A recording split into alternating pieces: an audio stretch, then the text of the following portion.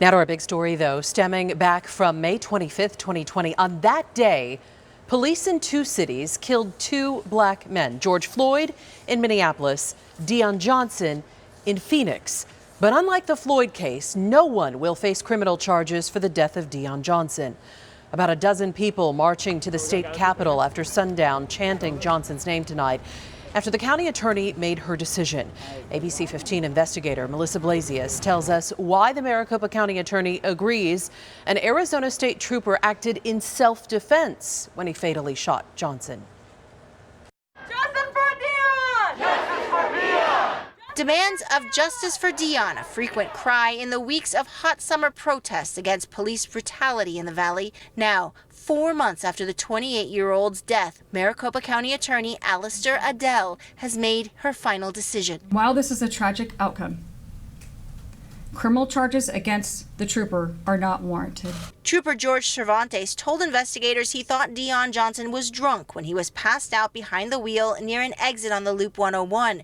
After taking a gun out of the car, Cervantes told investigators he opened the driver's door and tried to handcuff Johnson, who awoke and began a violent struggle. Trooper Cervantes said he feared being hit by an oncoming car and said Johnson reached for his service weapon, which is why he opened fire. We had substantial corroborating evidence. This included multiple eyewitnesses whose observations supported the account given by Trooper Cervantes.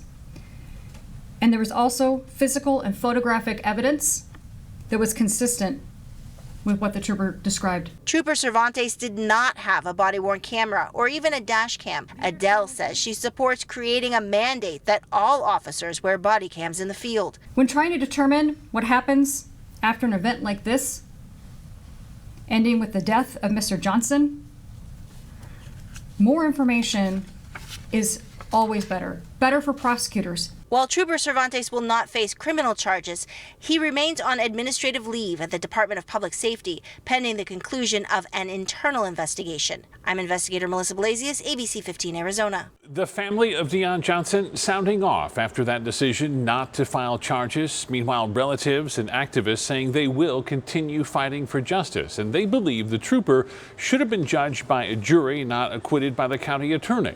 Dion's family attorney says he thinks Trooper George Cervantes violated DPS policy. He also says he was shocked to hear the trooper's disciplinary past was not considered, given the fact he admitted to using his department-issued taser on a puppy. Well, I believe it is relevant. This is a credibility contest.